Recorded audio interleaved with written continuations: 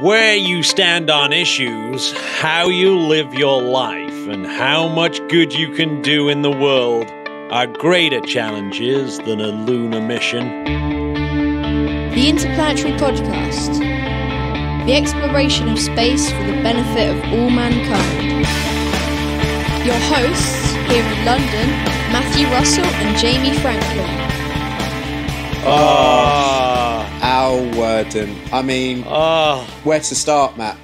Always been one of our favourites. Absolutely. We had the pleasure of interviewing Al. It was in London, wasn't it? It was at the Excel Centre. Which show was it? Yeah, at Excel. the New Scientist Live. New Scientist Episode Live. 7, Jamie. Very early on in our podcast career. It was. We were so excited, weren't we, to have an interview with Al. Incredible. I felt like it was the first time we'd done a serious podcast with a serious guest. 100%. And he's our only Apollo. He astronaut. didn't once question how many followers we had, what our podcast generated in terms of numbers and stats, and he just was a lovely person. He gave us time and incredible stories. I watched him that day. He literally was going round talking to kids and talking to scouts, talking to guides, talking to Tim Peake, and like literally just wandering around, just giving his time to absolutely... Including your son George, of course, who famously asked him, what is it like to be a human? Yeah. Which I think he really enjoyed. Which was really good. Yeah, that's a great question. And I'm going to play a little clip at the end of your question, what food did he miss? Because that's still one of my favourite answers. Oh, I love it. Well, rest in peace, Al. 17th of March. Incredible. Matt, I think we absolutely need to have a little look at his life, what he got up to. Obviously, the big thing that he is famous for is he was the first person to do a deep space spacewalk. Deep space EVA back in 1971, the year before I was born. I was alive, but not yet born. And he was. So, am I right in thinking 200,000 miles from Earth? Thousands of miles from any celestial body, but yes, 200,000 miles from Earth on the way back. Apollo 15 on its way back from the moon. About 40 minutes. Yeah. That's a long time, isn't it? It is a long time, but apparently that was very, very quick. He was an exceptional spacewalker, like really, really good. But yeah, I mean, his death now, it means that there are now only 4 moonwalkers and now only 7 of the lonely command module pilots. He's also got the world record, by the way, for the most isolated human being ever. When he was in Endeavour, he was 2,235 miles away from any other human, and that would have been Scott and Irwin on the surface of the moon. And of course, Matt, he was used to being alone as a fighter pilot. Yeah, and he found it a wonderful experience. Yeah, that's what he says in his book. But we can't really talk about Al Worden and not mention the stamps, a scandal involving stamps that had been secretly taken to the moon. He basically lost everything at that point. He in the book Falling to Earth, he says literally everything I'd worked towards and a lifetime of service ruined. And he sort of went through his whole life going, I mean, it's one of those things, isn't it, where someone would have said something like, oh, yeah, we're doing this, and Al would have just nodded and gone, yeah, okay, we'll do that. It would have been a casual conversation in the canteen or something like that, and that one conversation, that one course of events literally scuppered everything that he'd done up to that moment in his life. So 1972, his life massively changed. He got the sack. He was in disgrace. But yeah, by the time he got to 80, he wrote the book Falling to Earth and tried to put the story straight a little bit, or at least come to terms with the story, and described in detail how he sort of claws his life back. And of course, he is one of the most respected Apollo astronauts. Completely. Yeah, Apollo 15 is one of the best missions of the Apollo era, if not like technically the best overall, because of the science. Pretty flawless. Yeah, but the science it did and everything else. So it's he deserves utmost respect, and he was just such a lovely guy, described by Gordon as someone who lived in the moment more than anyone else. Oh, so that is, I mean, what else can you say? You know, that is perfect, isn't it? Yeah. So, yes, I'm going to play a little clip now. Was there a meal that you were like, I can't wait to eat that again? I would say it would be vodka and spaghetti. No beer. Okay, no beer. All right. Okay. Amazing. There we go. There Boom. we go. So I think, you know, I might have the same for dinner tonight. That's a very good shout. Very good shout indeed. I've got plenty of spaghetti, of course. Jamie. Good man. Today is a glorious day in some ways because it is the March equinox. We are coming. I mean, there's a lot of dismal things happening, Matt, but it's the equinox. And equinox, Matt, yeah, you know where this comes from. I mean, it's from the words Latin, equi, meaning equal, and nox, which is night. So equal night. First day of spring. Yeah, equal night. So yes. Equal length day and night. Yes, this is a special one, of course, because it's 18 hours or thereabouts earlier than last year, because it's a leap year. And of course, that's the whole point of leap years, that it stops the equinox falling more than a day either side of March the 20th. Beautiful. Yeah, so here's a really interesting bit that I always find interesting, is where you can tell that the sun crosses the celestial equator. It used to cross it in the constellation of Aries, but it doesn't anymore because of the precession that Earth experiences, which is this 25,772 year cycle. And so we're slowly, this crossing point is moving around the constellations.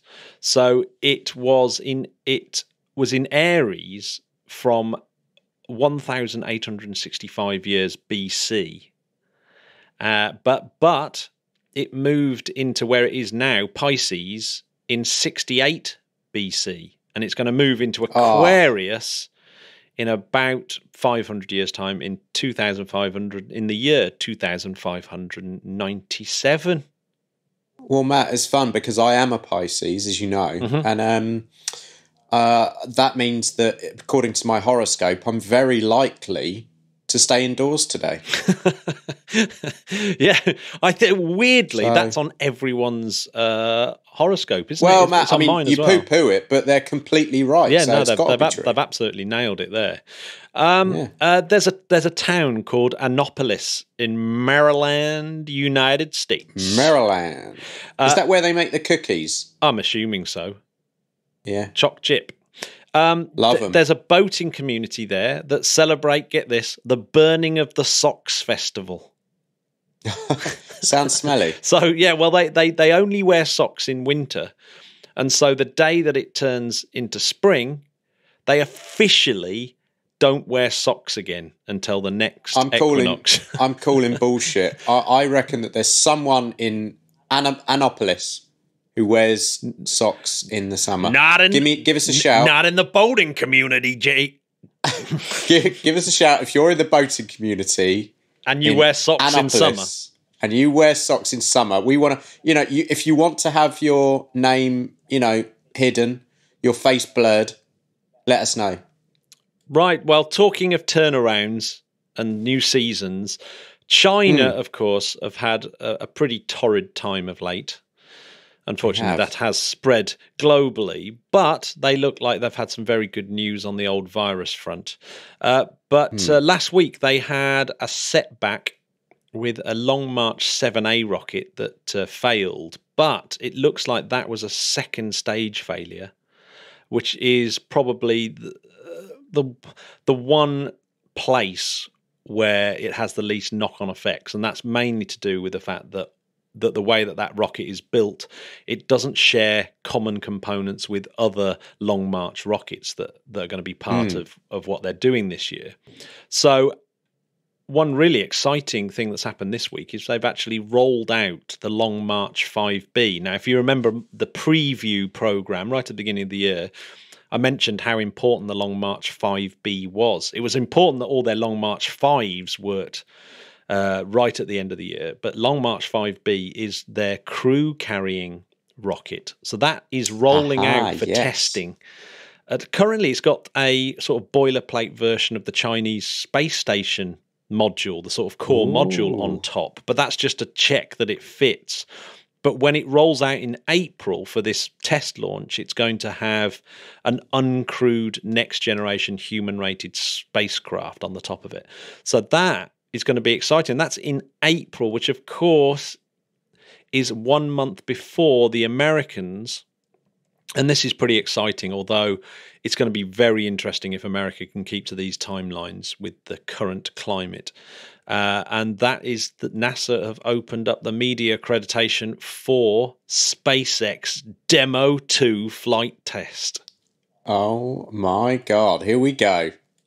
So who do you think the two astronauts, can you remember who the two astronauts are that are going up on that? Well, I know that Doug Hurley is one. Nice. And Bob Behnken. Oh, Bobby. Bobby. Oh, Robert L. Yes. Behnken. Yes, so he's going up. And yes, so that is sort of slated for late May. And that will be the first time America has been able to launch an astronaut since 2011. That's incredible, isn't it? I can't believe that was the last space shuttle flight, July the 8th, 2011. That's so a while ago. That's a long time ago, isn't it? Yeah, so that should be exciting. So I'm going to apply for press, but of course I won't get it. I know. I think we're not, because we're not American enough. But you never know. Who says?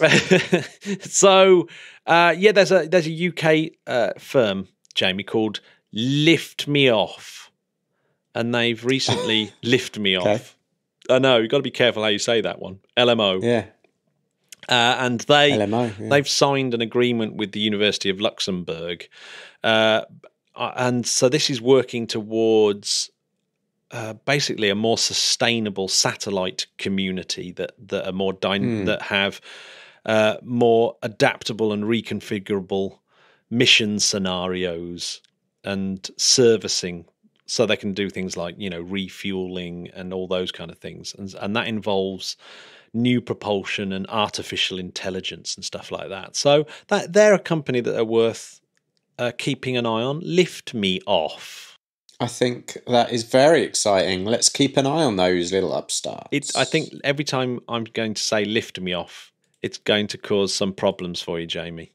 No, I've been good, as you've heard. It's fine. No, nothing from me. Yes, there's also, if you're bored at home and you've got kids, you can actually tune in to astronauts on the ISS. Whoa. Reading kids' books. Oh, yes. Yes. So, Emily Calandrelli, the space gal. Oh, yeah. Which I know we follow on Instagram and Twitter. Always basically doing a very, very happy face while holding some space-related object. That seems to be a thing. But she wrote a book called Ada Lace. I'm assuming after Ada Lovelace. Take Me to Your Leader. That's one of the books that gets read on this by the astronauts, as is Mousetronaut by Mark. Oh, the classic Mousetronaut. Mousetronaut by Mark, twin of Scott Kelly. Yes, so that's the Global Space Education Foundation. It's been going for a while, but of course it's gaining a little bit of publicity due to the fact that people are stuck at home with not much else to do. This is the thing. Let's get creative, people. Oh, man, you have to feel sorry for this guy, though. Chris Cassidy. Do you know Chris Cassidy? Oh, no, I don't. No, so Chris Cassidy is an American astronaut. He's actually flown up on a space shuttle mission, STS-127, and a previous expedition to the International Space Station, Expedition 35/36. He's actually a former Navy SEAL. He's only the second Navy SEAL to fly to space. And he's actually seen proper action in Afghanistan immediately after 9/11. So this is a badass Navy SEAL. But his disaster is that he is flying up on April the 9th to the International Space Station, but there's going to be no one there to say bye-bye. Such is the restrictions of making sure that certain viruses don't get onto his flight and up into the ISS. So he's totally in isolation. He's obviously very stressed about his family. It's not only that, he had a bit of a nightmare, actually, because he was training with 2 Russians who, one of them managed to get an eye injury during training, and the 2 Russians had to be replaced by Anatoly Ivanishin and Ivan Wagner. And so they have been... so now he's got, at the very last minute, 2 new Russian counterparts who he's going up with. And they will actually spend a long time, just the 3 of them, on the ISS. Because, only a couple of weeks after they arrive at the ISS, the other 3 that are on board will leave them as a 3-man crew. So they're going to be super, super busy. Wow. Well, God damn. Take it easy, Chris. And just a little bit of a coincidence. Cassidy used to be the chief of the Astronaut office, and he succeeded Bob Behnken, who is the astronaut going up on the SpaceX flight. There we go. So there's a little bit of a connection there. So obviously they're pals. He said he's stressed, but he said that because he's worrying about his loved ones, he goes, "We're only human, and we'll work through it and be fine." That's his calming words. And talking of calming words, loads of astronauts, Jamie, have taken to Twitter to talk about their isolation. You know, obviously astronauts have to go through a bit of isolation, and they've been... Should we read some out? Yeah, they've been offering advice. What did Scott Kelly say, for example, Jamie? So Scott Kelly said, "One thing I learned in my 20 years at NASA is that most problems aren't rocket science. But when they are rocket science, you should ask a rocket scientist." I like what he's done there. Yeah, and it's so true. Did you see the Jurgen Klopp video, Jamie? Of when I love the Jurgen Klopp video. Yeah, it's absolutely amazing. It's brilliant. It is actually just ask a scientist. Just don't ask a football coach. I wear a baseball cap and I've got a bad shave. Just ask someone who knows. Famous people shouldn't be telling us what to do. Just ask the scientist. Yeah, exactly. So Scott Kelly, just go to the reiterating. WHO. That's it. Yeah, done. Yeah. So Scott Kelly and Jurgen Klopp fully aligned with that message. What about Anne McLean, Matt? This is good. It's about realigning your expectations. Reminder that stress happens when expectations aren't in line with reality. When we can't change reality, it's best to focus on our expectations. Expect to do things differently. Expect to need to adapt. Expect to be out of your comfort zone. And expect to put others first. Love that. That is good. Got one here from ESA Science. Yep. At ESA Science, of course. With many people staying home these days, we have curated a selection of activities for you to pass the time and learn more about space and science in the meantime. You could start with ESA Sky, exploring the sky as viewed by many astronomy missions and telescopes. That is a good call. I've actually been on that ESA Sky site, and it is absolutely genius. Really, it was like, good, how did I not know about this before? It's so cool. Yeah. You can. It really reminds me of all those years I sat in front of my computer doing image processing after I'd spent a night photographing the night sky and getting all those, eking out the detail of all those galaxies that I'd taken pictures of. It's so cool. So yes, that's a really good shout. ESA Sky, if you get bored, have a look at that. Thomas Pesquet as well. He's done some He's done some YouTube videos on how to stay sane at home, and he's hashtag quarantine life. So there we go. Yeah. He is on. He is at Tom THOM_Astro. Yeah. So there we go. Check out his content. We've got Luca Parmitano, one of our favourites. Yeah. He's been urging. He's done a similar sort of thing. He's done a bunch of videos, obviously all in Italian. So I've got no idea what he's talking about. But Well, yes, if you speak the beautiful language, if you check out talk at if you talk the Astro_Luca. beautiful language, you can It's very have beautiful. So there should be an astronaut all for you.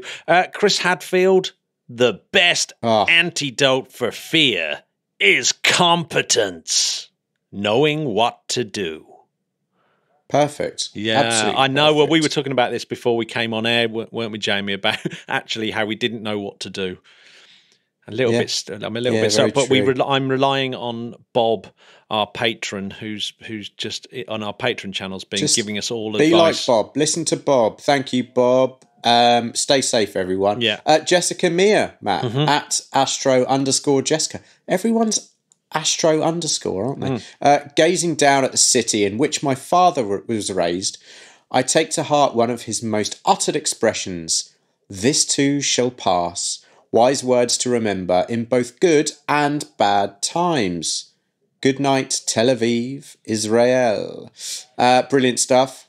What about Christina, Matt? Yeah, so she said, 1 year ago, launching into space reinforced to me that the most important thing on Earth is the people you love. Today, as we all stay close to home, I'm struck how that still couldn't be more true. There we go. Christina Cook there at Astro_Christina. Whey! There we go. In the meantime, Jamie, NASA have kind of ground to a halt, as have ESA. Of course it has. So, yes, there's going to be absolutely no work on the SLS and Orion hardware as they're sending people home from all their institutions, as are ESA. There's going to be no launching from the European spaceport. Everyone's gone home. Everyone's teleworking. Only key personnel to keep the stuff safe and not dangerous are going to be expected to go into work. Rightly so. And well, Matt, do you want to hear who hasn't been told to go home? Go on then. Blackholes. Ah, yes, good old Blackholes. Yeah. Yes. See what I've done there? Yes. This is a very clever segue into talking about the black hole team discovering path to razor sharp black hole images. Oh man, this is actually incredible. It seems that this team, led by Michael D. Johnson at the Harvard and Smithsonian Center for Astrophysics, they have sort of stumbled on a way of, you know, the amazing M87 black hole picture. Oh God, do I? So what? Well, one of the most remarkable achievements of mankind. Iconic, yes. They managed to get this sort of bright, unresolved ring, but this team have kind of found a method, and it seems like they sort of stumbled on it accidentally, about how they might actually make this ring slightly more resolved so that we can actually see more detail within it. So they basically, the bottom line is it uses that photo was taken using very long baseline interferometry, or VLBI, and they reckon that general relativity is predicting that within that image is a thin photon ring, which is composed, get this, this is the bit that's a bit mind-blowing, is composed of an infinite sequence of self-similar subrings that are indexed by the number of photon orbits around the black hole. So this index is this n, equals 1, etc. to infinity. Now the subrings approach the edge of the black hole shadow, becoming exponentially narrower but weaker with increasing orbit number, with seemingly negligible contributions from the higher order subrings. So the subrings produce strong and universal signatures on long interferometric baselines. So the signatures offer a promising approach for precisely determining the mass and spin of black holes and for testing general relativity using sparse interferometers, such as an extension of the Event Horizon Telescope project into space. Damn. So the most amazing thing is, so if you neglect opacity, so how opaque this is, a telescope with perfect resolution directed at a black hole observes an infinite number of nested images of the universe.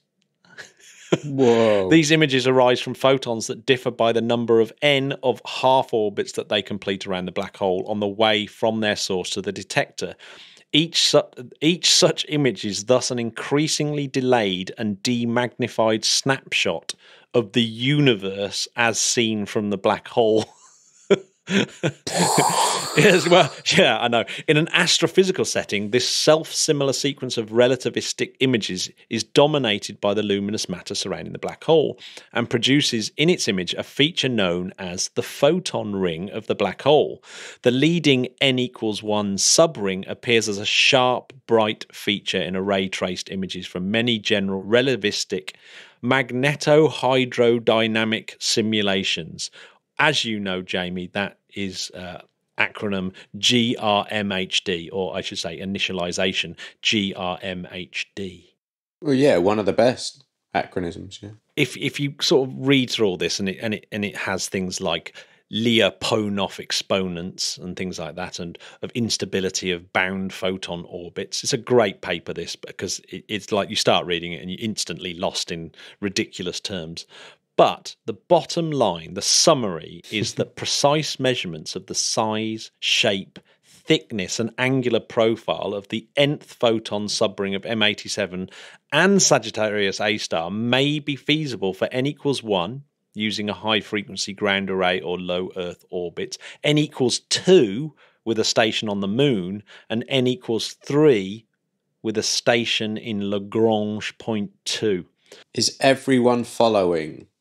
There will be a test. I think in essence what they're saying is, surprisingly, we should be able to get sharper and sharper images of like M87 and Sagittarius A star using this by just extending the interferometry out into outer space. So interferometry is where you have like two separate telescopes separated by a distance, and that essentially makes the aperture of the telescope that distance between the two telescopes. And so if you can extend that out into space, like using the Hubble Space Telescope or James Webb or one of these telescopes, then you can create this baseline interferometry that surprisingly is capable of looking at these photon rings and sharpening up the image and sharpening up the detail and the information that you can extract from the image and learn about these black holes. I'm gonna do a deep dive into that. It's absolutely mind blowing.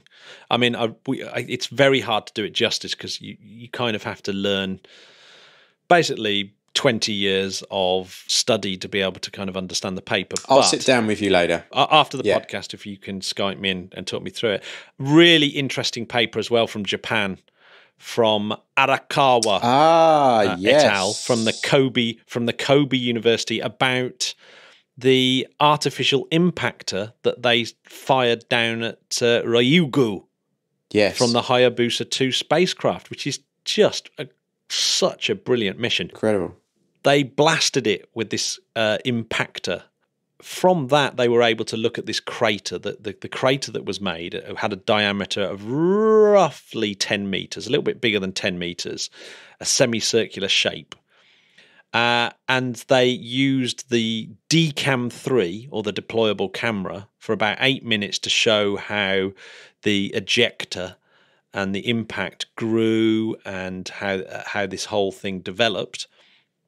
And using that, they've been able to try and work out how old Ryugu is. Now, how old do you think?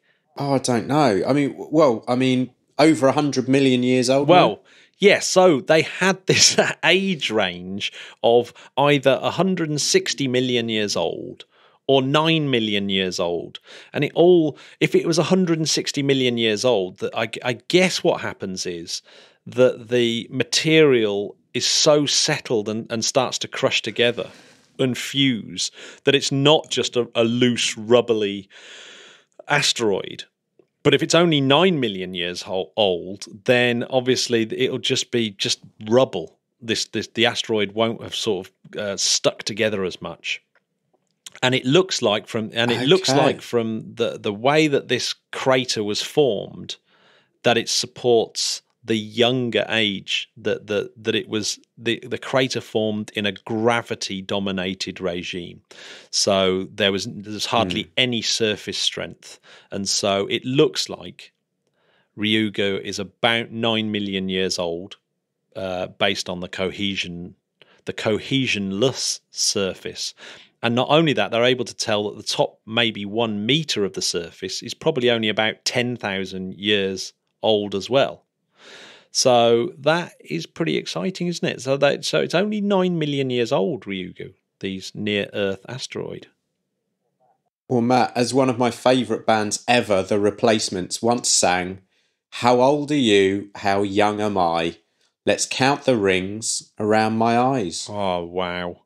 So there we go. Don't think there's many rings on an asteroid. No, though, I did read another science story that's not space. Well, it is space related. It was about shells, mollusk shells that because they grow daily. They actually have rings like trees, but they're day rings. Oh, and they've blimey. invented this technique of measuring the day rings of mollusks that were millions of years old, as in fossilized mollusks, and they were able to measure how long the day was. And of course, the day was, say, 10 hours rather than 12 hours, and they could even tell whether it was a cloudy day and stuff like that. But it totally ties in with how the moon is drifting away from Earth. And so the moon is drifting away by a few centimeters each year. We know that because Apollo left mirrors on the moon, and we measure the distance to the moon. And this as the paleontologists are measuring the mollusk shells, they're able to determine, yes, it totally lines up with this moon drift and the angular momentum lost to Earth as the moon drifts out. Like an ice skater spinning around, it's got to slow down. And so, the days are getting longer on Earth as our spin slows, because the moon is taking away some of that angular momentum as it drifts out. So it all ties in like a beautiful jigsaw piece. So that was another little story that I saw. Yeah, I love that. I really love that. It's an amazing story.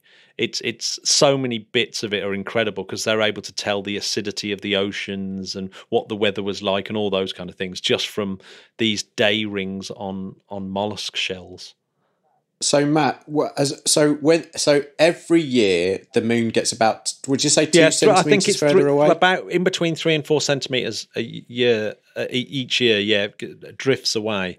And therefore, our days are getting a little longer, bit longer. Yeah, because it's basically taking away some of the spin of the Earth. Eventually, because what's how long, Matt? How long until 24 hours is 25? Well, it's basically at what point the Earth and the moon become tidally locked with one another. What's happening is, the Earth is slowly becoming tidally locked with the moon. But yes, that is so long away that the sun will have expanded and absorbed us all by then anyway. So the moon would actually start falling back towards the Earth at that point. I mean, Matt, listen, if I'm going to die, I wouldn't mind being hit by the moon. That's not a bad way to go. But we wouldn't be hit by the moon. The moon would hit the Roche limit and fall apart, and Earth would actually have a ring system for a bit. Oh, sick. So that's one of, so if Earth and moon become tidally locked, the Earth comes back towards Earth, hits the Roche limit, gets smashed up into tiny pieces due to tidal forces, and yes, we'd have a lovely ring made of the moon, in the same way that Mars will, in a few million years, have a ring made up of Phobos and Deimos. So, Matt, what happens to our tides when the ring, when our moon is then made into rings? I don't know. I just don't know, Jamie. This is great. This is like when we used to go to the pub and I used to ask you questions. Well, the podcast has fallen into pub talk now, because we've gone massively off script. We've gone massively off script, but I did like that. I do like a bit of that mollusk story is absolutely incredible. Oh, that is ace. They're shaped like beer jugs as well. Matt, shall we get back on track and talk about Link? Yes, Link. Lynk. This was a story that Lauren Grush had in The Verge, which I thought was really interesting. So yes, Link managed to send a text message to a normal Android phone in the Falkland Islands from space. Nice. So they've got these kind of cell towers in space now that they've been launching up, Link. And this one cell tower was actually attached to a Cygnus cargo ship, the SS Alan Bean, no less, by the female spacewalking duo of Christina Cook and Jessica Meir. And incredible stuff. Yeah, so that was added to that, and the Cygnus cargo SS Alan Bean, which is actually still orbiting. It's had its sort of, once it left the International Space Station, they've been testing it in orbit and flying it around. It will be deorbited in April. It should have been deorbited by now, but they extended the mission. But yes, on the Jessica Meir and Christina Koch actually added this little mast to the Cygnus, outside of the Cygnus spacecraft before it left, and it managed to send a signal down to an Android phone. What did they text? Was it I'm texting from space, lol? I think it was something like that, Jamie. Yes, it was. Did you get this test, lol? Laugh crying emoji. Yeah. I actually don't know what they sent, but I'm going to stick that in the notes. Maybe encourage a few visits to the website. And let's face it, everyone's got a lot of time on their hands. There's only a couple of more stories that we can really cover from this week. There's no interview this week. I obviously, over the course of the next few weeks and months, we'll start piling up some interviews. As we will. This will be. Yes, I'm quite looking forward. I think the content, actually, Jamie, is going to be massively improved, as we'll probably have more time. We're all in the same boat, so let's stay positive. We're going to get some great interviews because, let's face it, people are going to be in the same situation as us. So yeah, everyone can get on Skype. We were talking about listening to podcasts, and I think a lot of our listeners listen to podcasts during their commute. Now, yes. Of course, the commuting is going to go down. So what I suggest is get your headphones on and go for nice long walks. Exercise go for a nice long walk. Is really important. It is really important. So listen Our to podcasts. Our mate Bob told us that. Eat less carbs, more fruit and veg. Matt, I hear you've been eating more fruit and veg. Is this true? I have totally gone more fruit and veg. My God. Which means I can't go out and stockpile on food, really. So, which I think, the shop. You were famous in your area for eating macaroni, cheese and chips sandwiches. Pangolin and bat sandwich is what I normally have. But lovely. Yes. So yes, look after yourselves. Do lots of exercise. Listen to podcasts. And obviously, if you're having troubles, we will not be upset if we see the disappearing patrons for the time being. Absolutely.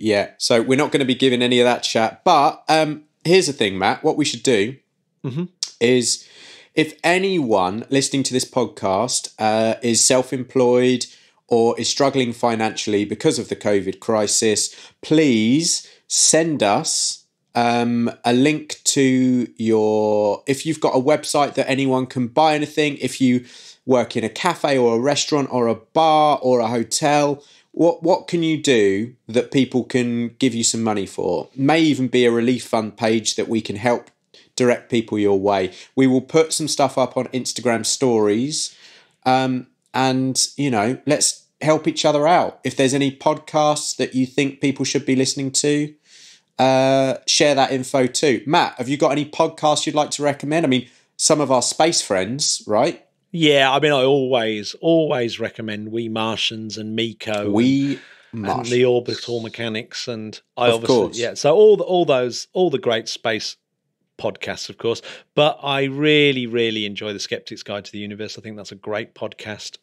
Skeptic's Guide to the Universe, very good. I'm particularly enjoying the very funny Off Menu with James Acaster and Ed Gamble. If you haven't heard that, subscribe. Yeah. It is incredible. And of course, Atletico Mint's very British humour. So that might be quite tricky for both very British. But I think you'll find it funny. Yeah, absolutely. Right.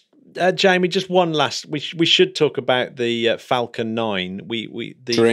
SpaceX launched a Falcon 9 the other day that launched yet another 60 satellites up into orbit. 60 up. And we should see OneWeb doing similar very, very soon as well. So hundreds of satellites going up this week.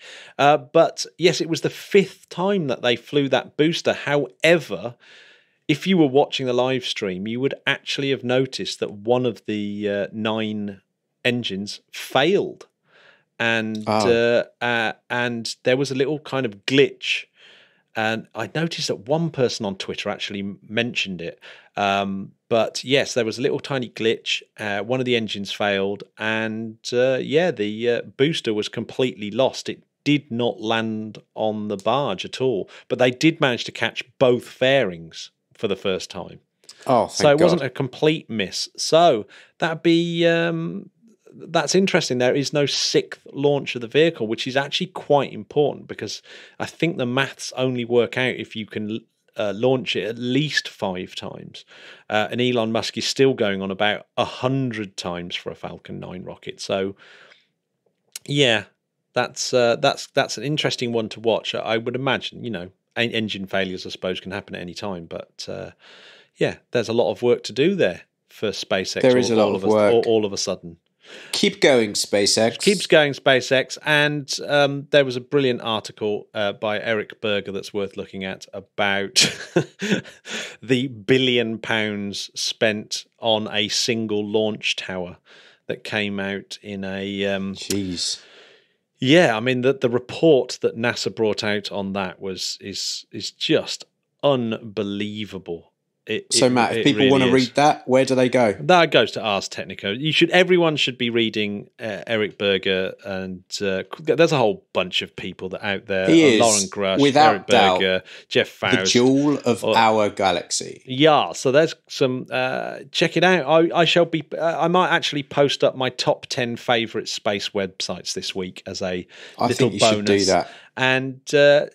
It was Jamie's birthday yesterday, everyone. So happy birthday, Jamie. Jamie, what other news? What other news have you got? Come on. Well, Matt, I'm only getting married. Whee! Engaged, innit? I've just heard loads of heartbreaking all around the world as people realise that you're no longer single. Sorry, ladies. Oh, beautiful, Jamie. That's congratulations, thanks, everyone. That's lovely. So there we go. Stay safe, everyone. Matt, what are you up to now? I am going into a period of about 3 weeks of marking. And that's all I'm going to be doing from now on, which if they're my last 3 weeks on Earth, then so be it. Well, I'm off to measure the size, shape and thickness of my subring, and I suggest everyone does the same. Bye-bye, Spodcats. Take care of yourselves. Goodbye. Wash your hands. Goodbye. Lots of love. Bye-bye. Bye.